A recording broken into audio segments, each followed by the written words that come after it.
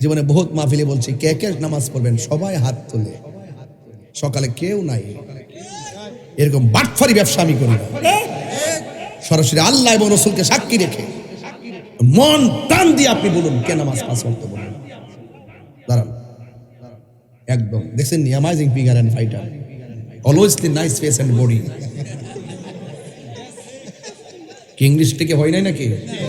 বেশি না হোক, কিছু তো হইছে। মানে ভোকাবুলারি মিললে চলে, ওয়ার্ড মিললে চলে, কিছু লাগবে না, তো সেন্টেন্স ফেন্টেন্স লাগবে না। নাম কি?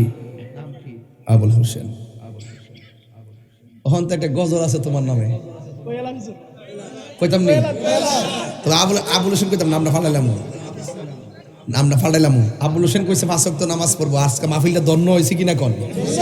এই মাহফিলে যদি না হইতো এই লোকটাকে পাইতাম? আবুল হোসেনকে আল্লাহ ইমাম হোসেনের সঙ্গে জান্নাতে রাখো।